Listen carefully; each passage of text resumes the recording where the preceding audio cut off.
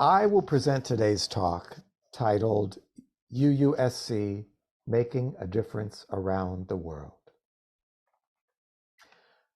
Members of this UU community have always been generous with our giving, including what we donate to the UUSC. The Service Committee's work goes on every day of every season, as it has since its formation in 1939, in response to the horrors of World War II. Its history is a long and remarkable one, which I encourage you to learn more about by visiting their website, www.uusc.org. This year's Guest at Your Table theme is Hope, Courage, Action. The Guest at Your Table website states, through the Guest at Your Table program, congregations provide vital support to those who need it most, including communities impacted by forced migration, climate disasters, and other human-made crises.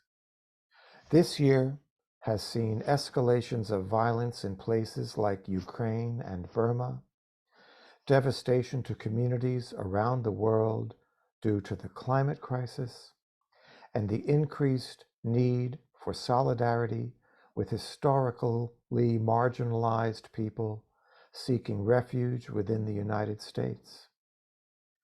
UUSC's grassroots partners are asking us to seek hope, find our courage, and take action with them in this critical moment. It is our hope that today's service offers inspiration and conviction to answer the call and live our Unitarian Universalist values in the world. Allow me to note, it is inevitable that politics will intersect with the work of the UUSC. The realm in which they do their work deeply overlaps areas where governmental policy has tremendous influence. As in much that we do here in our small but mighty congregation, and in the broader UU community, there may be times when we are conflicted about which way is the right way. The UUSC's work is always grounded in UU principles and values, but the issues being addressed are complicated, and so, as we always do, we must follow our covenant, discuss, and find the common ground on which we can all feel recognized. Here's a short video about the Guest at Your Table program. Did you know that Unitarian Universalists have been coming together for decades to support human rights through the Unitarian Universalist Service Committee's Guest at Your Table program? During this special program, UUs of all ages learn more about important issues and the groups, or partner organizations, UUSC works together with to advance human rights. Working with community-based groups like UUSC Partners is a great way to get help directly to folks after disasters like a hurricane, and helps make sure the needs that are most important to communities are being met. UUSC works with more than 50 partner organizations around the globe, together responding to humanitarian crises, gender-based violence, persecution of activists, climate change, and more. Guest at Your Table is a chance to get to know our partners and these issues better through learning the stories of 4 people connected to UUSC partners as if we were sharing a meal together. They are the guests in Guest at Your Table. After getting to know the guests, UU spread the word about human rights and raise much-needed funds for UUSC partners. From supporting youth leadership trainings to amplifying their voices to world leaders, to buying needed supplies after a natural disaster, our partners request our help with all sorts of projects that make a difference in their communities. Through Guest at Your Table, Unitarian Universalists form a mighty web that helps support UUSC partners in their important work. Thank you for helping keep this important tradition going strong and joining us in the Guest at Your Table program.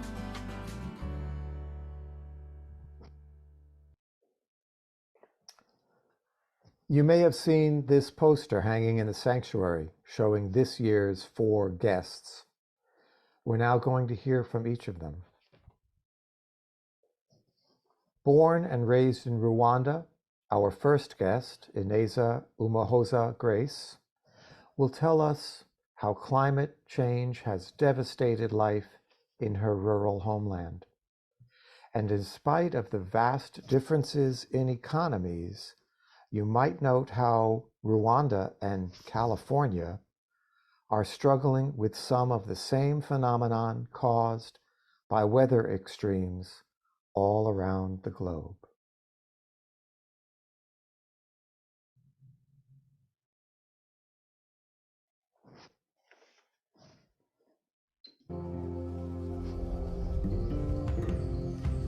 I was born and raised in Rwanda. During my lifetime, our temperature has increased far more than the global average. This was not driven by us. People in the least developed country, like mine, emit 35 times less carbon than those in high-income countries. Rwandans rely heavily on the land, and we are used to coping with the long rainy season and the challenge of our mountainous landscape. But climate change is making things worse, and we are being pushed beyond our ability to adapt. Rain, erode soil, and kill livestock. Land degradation affects the whole community, displacing thousands. My family had a small and cozy home, but like so many others, had to live with just their clothes and bags, forced to move to a communal house. The last period of intense rainfall lasted for 5 months. It destroyed roads and health centers, leading to over 130 deaths. These damages are profound. These losses are irreversible. Climate change disproportionately affects rural girls and women. Daily tasks such as collecting water and cooking wood are made increasingly difficult by droughts and floods that wash away agricultural income, leaving them with nothing. Youth-led climate action can bring these stories of loss and damage that go unseen and unheard to the fore. We have the power and the knowledge to develop solutions, but we need the right financial support. Our call is for developed countries of the world to listen and to act.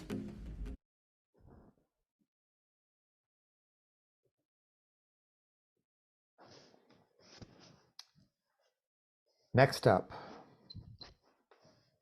Zsolt Zekaras from the Hungarian Helsinki program, speaking about refugees. He will refer to the UN Refugee Agency, UNHCR, which was established by the United Nations General Assembly in 1950, in the aftermath of the Second World War, to help millions of Europeans who had fled or lost their homes.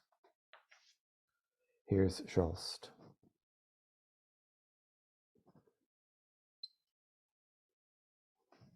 So my name is Zsolt Zekaras, and I'm a senior legal officer of the Hungarian Helsinki Committee. I work in the refugee program.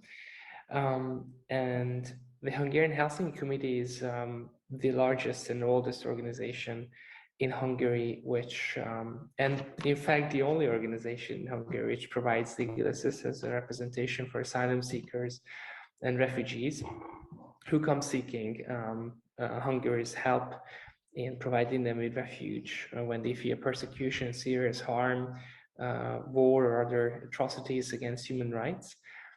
And we provide in-person and individualized counseling and legal representation for asylum seekers and migrants. And with regard to the war in Ukraine now, the Hungarian Helsinki Committee is also, of course, in the forefront of the response. We work together closely with UNHCR, which we have been cooperating with for the past 20 plus years. We are the implementing partner of UNHCR in Hungary. We conducted nearly 60 monitoring visits at this point to a number of facilities all over the country, provided nearly 6,000 individuals with legal counseling, with information. We train professionals and volunteers, first responders, and provide information which is key to those who seek our help. The war in Ukraine was quite transformative for our work for a number of reasons. I mean, first, there is a war right next door in a neighboring country, which really changed the dynamic and the social composition of the people fleeing to Hungary. Hungary became a first country of arrival for people fleeing directly from a war-torn country. Before that, the vast majority of asylum seekers coming to Hungary did not come directly from one of the neighboring countries.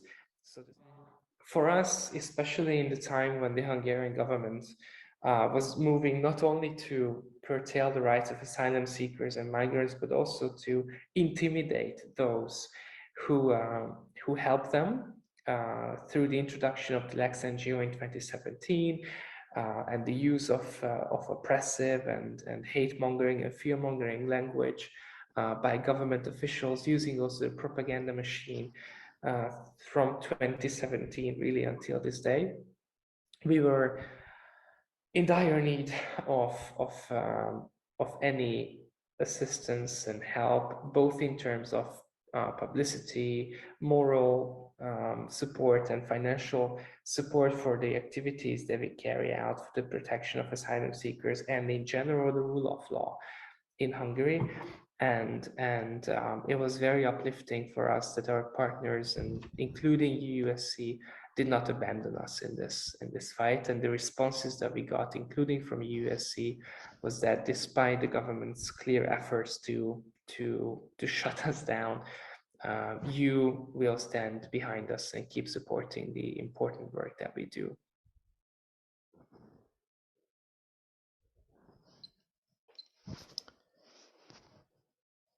I think you'll hear in Ian Zdanowicz's remarks how the things that make caring communities so important are universal. The loving actions that work for Ian's Queer Detainee Empowerment Project, QDEP, also work for our community. Just a note, there's a good bit of traffic noise in the background of Ian's video, which he apparently recorded in his New York City apartment. Very real. Take a listen.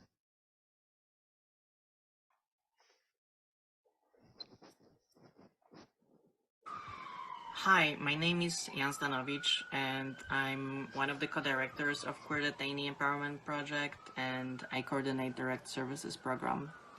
Today I wanted to talk a little bit about solidarity in times of crisis and what does it mean for our organization.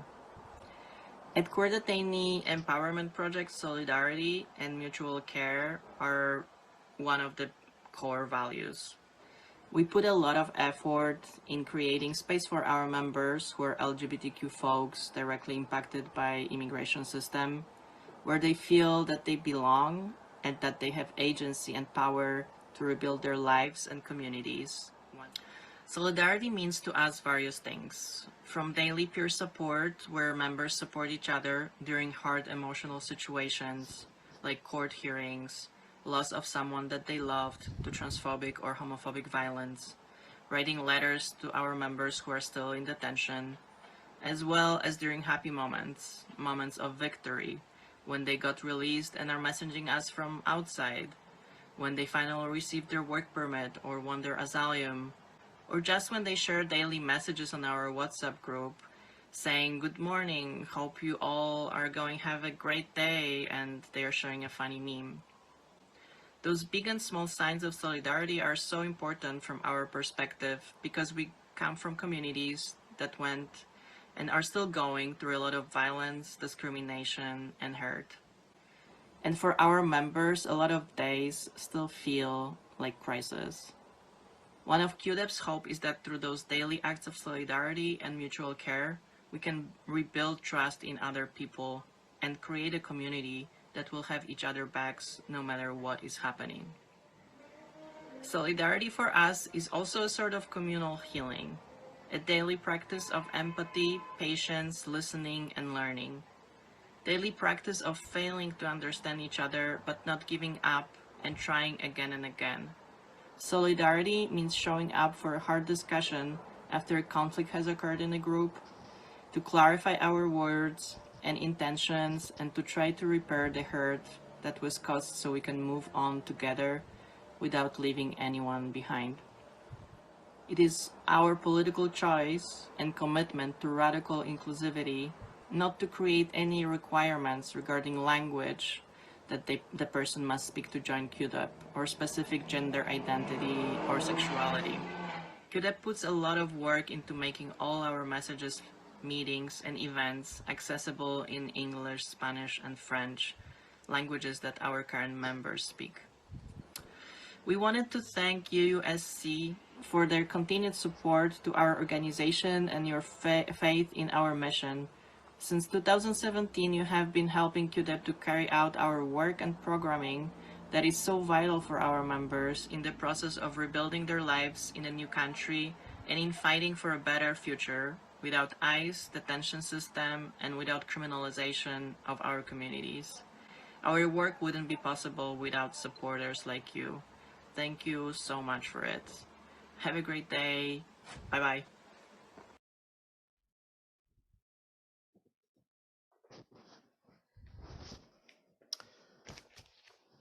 Burma, or Myanmar, has been riddled with conflicts for decades. Community and human rights activists that the UUSC supported were at the forefront of the civil society movement that pushed the military government to undertake democratic reforms. But in recent years, the military campaign against minority groups, most notably the Rohingya Muslims, has been brutal. Nawa Kushe is this year's fourth guest at our table.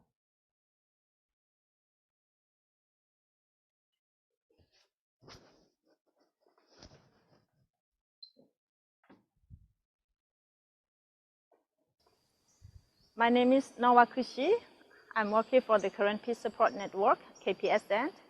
KPSN is a network organizations, coalitions of the community-based organizations from the Thai-Burma border as well as inside Burma. It's comprised of more than 20 community-based organizations. And we document the ongoing human rights violations related to the military activities and related to the international harmful developments. And at the same time, we continue raising awareness about what's going on in the ethnic area, especially in current state. And also advocating for the genuine change and try to push for the policy change, genuine change in Burma.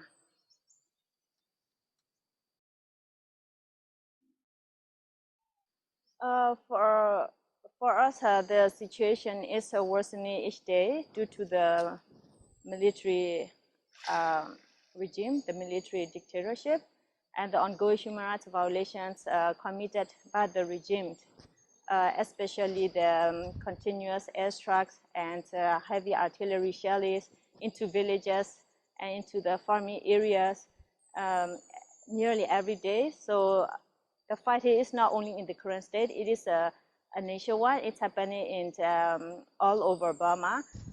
Currently, we have seen that everyone stand up, even people from inside Burma stand up against this military regime and coming together. For us, we continue fighting for the genuine change, especially the establishment of the federal democracy in Burma, equality for the ethnic people. So we have been calling for the international to support our call, not to recognize this military regime, and to impose economic sanctions against this regime, including aviation fuel, and as well as supporting those who are flee conflict.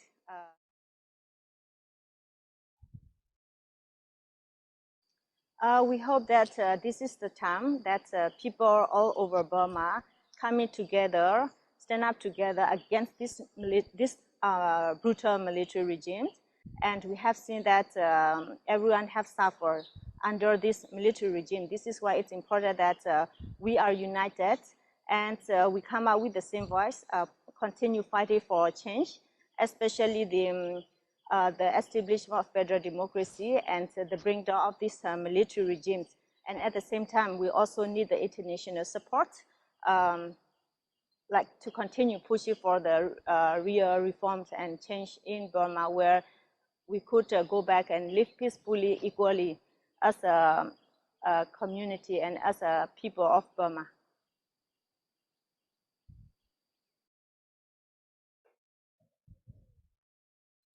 Through the support from the UUSC, we can continue our activities. We can continue document the ongoing human rights violations and to raise awareness about the human rights situations in Burma. And we also can continue our campaign and continue pushing for the genuine reform in Burma. Finally, on a personal note, Mimi and I, as I said earlier, are just back from a trip to Spain and France, which included several days visiting World War II historical sites in Normandy, France. Pont du Hoc, Omaha Beach, Utah Beach, the Canadian and the American cemeteries, as well as several museums in Bayeux and Caen. I paid my respects, said my prayers, and was humbled by the enormous scale and gravity of everything about that tragic war. So much evil, so much inhumanity, so much suffering, so much loss. And I was horrified to be reminded of how 80 years later, how much the hatreds and inhumanity that led to that horrific war still exist in today's world. In supporting the Guest at Your Table program and the UUSC with your donations, you can help them in their brave efforts to achieve the goal of world community with peace, liberty, and justice for all. Thank you.